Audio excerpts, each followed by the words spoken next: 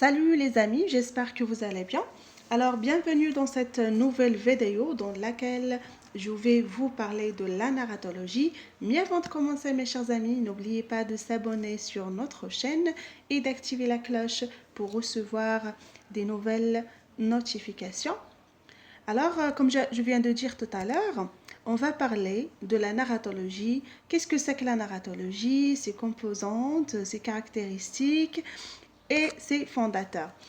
Alors, la narratologie est une discipline fondée bien évidemment sur l'étude des textes narratifs. Aussi est-elle qualifiée parfois de science de la narration. C'est en 1969 que Zvitan Tudorov avait proposé le terme de la narratologie. Alors bien évidemment, la narratologie, comme je viens de dire, c'est une discipline qui est fondée sur l'étude des textes narratifs.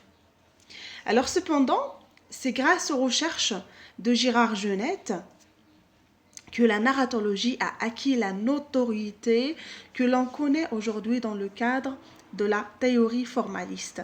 Les travaux de Girard Genette, 1972 et 1983, s'inscrivent en effet dans la continuité des recherches allemandes et anglo-saxonnes. Ils se veulent à la fois un aboutissement et un renouvellement de ces critiques narratologiques, rappelant que l'analyse interne, à l'instar de toute analyse sémiotique, présente deux caractéristiques. D'une part, il s'intéresse au récit en tant qu'objet linguistique indépendant, détaché de leur contexte de production ou de réception. Alors, bien évidemment, d'autre part, Girard Genette souhaite démontrer une structure de base identifiable dans divers récits. À l'aide d'une typologie rigoureuse, Genette établit une poétique narratologique susceptible de recouvrir l'ensemble des procédés narratifs utilisés. Selon lui, tout texte laisse transparaître des traces de la narration, dont l'examen permettra d'établir de façon précise l'organisation du récit. L'approche préconisée se situe évidemment en deçà du seuil de l'interprétation et s'avère plutôt une assise solide, complémentaire des autres recherches en sciences humaines, telles que la sociologie, l'histoire littéraire, l'ethnologie et la psychanalyse. Alors bien évidemment, les notions fondatrices de la narratologie génétienne sont, entre autres, le mode, c'est-à-dire le mode narratif, l'instance narrative, les niveaux narratifs et finalement le temps. Alors on va essayer de donner à ces composantes, bien évidemment, leurs caractéristiques et leurs notions de base. Alors commençons par le mode narratif. Qu'est-ce que c'est que le mode narratif? Alors bien évidemment, toute écriture d'un texte implique des choix techniques qui engendreront un résultat particulier quant à la représentation verbale de l'histoire. C'est ainsi que le récit met en œuvre, entre autres, des effets de distance afin de créer un mode narratif précis qui gère la régulation de l'information narrative fournie au lecteur.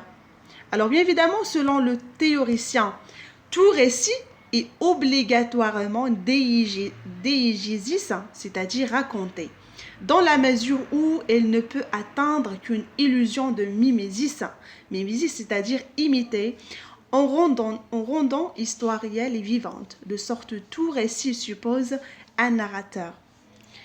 Voilà mes chers amis. Alors commençons par la distance. La distance, bien évidemment, fait partie du mode narratif. Alors, bien évidemment, la distance, l'étude du mode narratif implique l'observation de la distance entre le narrateur et l'histoire. Alors, la distance concerne, comme je viens de dire, la distance entre le narrateur et l'histoire qu'il raconte. La distance permet de connaître le degré de précision du récit et l'exactitude des informations véhiculées. Que le texte soit récit d'événements ou raconte ce que fait le personnage. Ou bien, récit de parole, c'est-à-dire on raconte ce que dit ou pense le personnage. Il y a 4 types, bien évidemment, de discours qui révèlent progressivement la distance du narrateur vis-à-vis du texte. Alors, commençons par le discours narrativisé.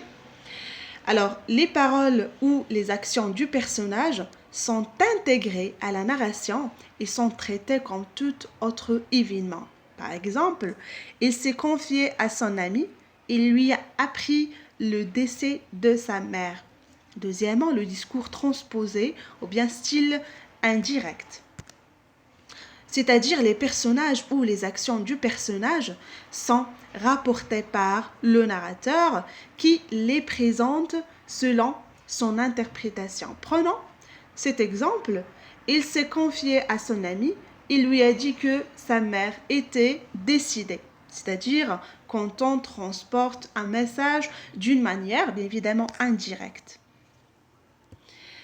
Passons maintenant au discours transposé, c'est-à-dire style indirect libre. C'est quand les paroles ou les actions du personnage sont rapportées par le narrateur, mais sans l'utilisation d'une conjonction de subordination, c'est-à-dire moins distant. Exemple, il s'est confié à son ami, sa mère est décédée, c'est-à-dire il n'y a pas bien évidemment d'une conjonction de subordination.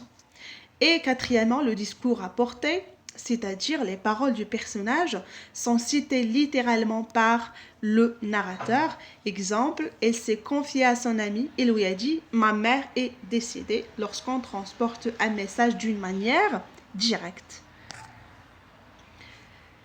Deuxièmement, les fonctions du narrateur. Alors pour les fonctions, pour la première fonction, s'appelle la fonction narrative. La fonction narrative est une fonction de base. Dès qu'il y a récit, le narrateur présent ou non dans le texte assume ce rôle, c'est-à-dire en personnalité. Deuxièmement, la fonction de régie. Le narrateur exerce une fonction de régie lorsqu'il commente l'organisation et l'articulation de son texte en intervenant au sein de l'histoire. Implication, c'est-à-dire lorsque le narrateur, bien évidemment, donne des interventions au sein de l'histoire. Troisièmement, la fonction de communication, c'est quand le narrateur s'adresse directement au narrateur, c'est-à-dire au lecteur potentiel du texte, afin d'établir ou de maintenir le contact avec lui. Il y a toujours implication. Quatrièmement, la fonction testimoniale. Alors, pour cette fonction, c'est quand le narrateur atteste la vérité de son histoire, le degré de précision de sa narration, sa certitude vis-à-vis des événements, ses sources d'informations, etc. Bien évidemment, cette fonction apparaît également lorsque le narrateur exprime ses émotions par rapport à l'histoire, la relation affective qu'il entretient avec lui. Il y a toujours implication. Cinquièmement, la fonction idéologique. Alors, pour cette fonction, quand le narrateur interrompt son histoire pour apporter un propos didactique, c'est-à-dire un moral bien évidemment, un savoir général qui concerne son récit. Il y a toujours implication. Le mode narratif de la diégèse s'exprime donc à différents degrés, selon l'effacement de la représentation perceptible du narrateur au sein de son récit. Ces effets de distance entre la narration et l'histoire, notamment, permettent au narrateur d'évaluer l'information narrative apportée. Alors, passons maintenant à la deuxième composante de la narratologie, selon Girard Genette, l'instance narrative. Alors, bien évidemment, l'instance narrative se veut l'articulation entre la voix narrative qui parle, le ton de la narration qu'en racontant par rapport à l'histoire et la perspective narrative par qui perçoit-on et comme pour le mode narratif, l'étude de l'instance narrative permet de mieux comprendre les relations entre le narrateur et l'histoire à l'intérieur d'un récit donné. La première composante de l'instance narrative, c'est la voix narrative. Alors bien évidemment, si le narrateur laisse paraître des traces relatives de sa présence dans le récit qu'il raconte, il peut également acquérir un statut particulier selon la façon privilégiée pour rendre compte de l'histoire. On distinguera bien évidemment donc ici deux types de récits. L'un, un narrateur absent de l'histoire qu'il raconte, l'autre, un narrateur présent comme personnage dans l'histoire qu'il raconte. On nomme le premier type pour des raisons évidentes hétérodégétiques et le second homodégétique. C'est-à-dire lorsque le narrateur est absent de l'histoire qu'il raconte, il s'appelle un narrateur hétérodégétique, mais lorsqu'il est présent dans l'histoire qu'il raconte, lorsqu'il se présente comme un personnage dans l'histoire qu'il raconte et s'appelle un personnage homodégétique. En outre, si ce narrateur homodégétique, comme je viens de dire tout à l'heure, agit comme le héros de l'histoire, il sera appelé autodégétique. Passons maintenant à la deuxième composante. Il s'agit du ton de la narration. Alors, le narrateur est toujours dans une position temporelle particulière par rapport à l'histoire qu'il raconte. Genette présente 4 types de narration. Premièrement, la narration ultérieure. Il s'agit de la position temporelle la plus fréquente, c'est-à-dire le narrateur raconte ce qui est arrivé dans un passé plus ou moins éloigné. Deuxièmement, la narration antérieure. C'est quand le narrateur raconte ce qui va arriver dans un futur plus ou moins éloigné. Ces narrations prennent souvent la forme de rêve ou de prophétie. Troisièmement, la narration simultanée. C'est quand le narrateur raconte son histoire au moment même où il ou elle se produit. Et quatrièmement, la narration intercalée. Ce type complexe de narration allie la narration ultérieure et la narration simultanée. Par exemple, un narrateur raconte après coup ce qu'il a vécu dans la journée et en même temps insère ses impressions du moment sur, bien évidemment du moment sur ces mêmes événements. Troisièmement, la perspective narrative. Bien évidemment, une distinction s'impose entre la voix et la perspective narrative, cette dernière étant le point de vue adopté par le narrateur, ce que Genette appelle la focalisation. Par focalisation, j'entends donc bien une restriction. Il s'agit d'une question de perception, bien évidemment. Celui qui perçoit n'est pas nécessairement celui qui raconte et inversement. Alors, le narratologie distingue 3 types de focalisation. Commençons par la focalisation 0. C'est quand le narrateur en sait plus que les personnages. Il peut connaître les pensées, les faits et les gestes de toutes les protagonistes. C'est le traditionnel narrateur Dieu. On le nomme également narrateur Dieu. Deuxièmement, la focalisation interne, c'est quand le narrateur en sait autant que le personnage focalisateur. Ce dernier filtre les informations qui sont fournies au lecteur. Il ne peut pas apporter les pensées des autres personnages. Troisièmement, la focalisation externe, c'est quand le narrateur en sait moins que les personnages. Il agit un peu comme l'œil d'une caméra, suivant les faits et les gestes des protagonistes de l'extérieur, mais incapable de devenir leurs pensées. Alors la troisième composante, bien évidemment, dans la narratologie, il s'agit des niveaux narratifs. Alors pour les niveaux narratifs, ces divers effets de lecture sont le fait de la variation des niveaux narratifs, traditionnellement appelés les emboîtements. À l'intérieur d'une intrigue principale, l'auteur peut insérer d'autres petits récits enchâssés, racontés par d'autres narrateurs avec d'autres perspectives narratives. Il s'agit d'une technique plutôt fréquente permettant de diversifier l'acte de narration et d'augmenter la complexité du récit. Alors, la première sous-catégorie, il s'agit des récits emboîtés plutôt, c'est le récit dans le récit plutôt d'une manière générale. Alors je vais vous donner un exemple pour que vous puissiez comprendre. Exemple, aujourd'hui, j'ai vu une enseignante s'approcher d'un groupe d'enfants qui s'amusaient.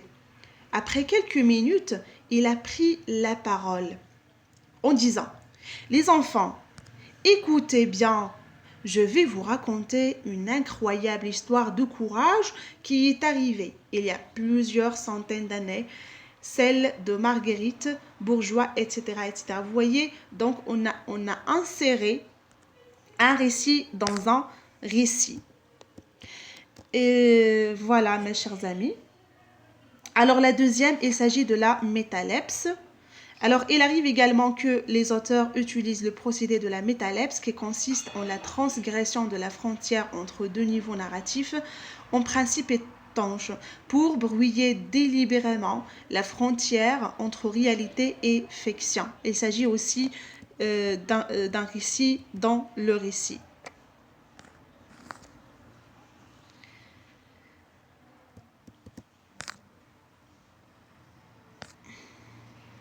Alors, passons maintenant au temps du récit.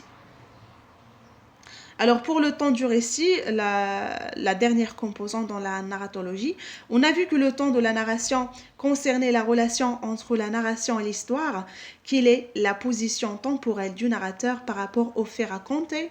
Genette se penche également sur la question du temps du récit. Comment l'histoire est-elle présentée au regard du récit en entier, c'est-à-dire du résultat final. Voilà. Alors,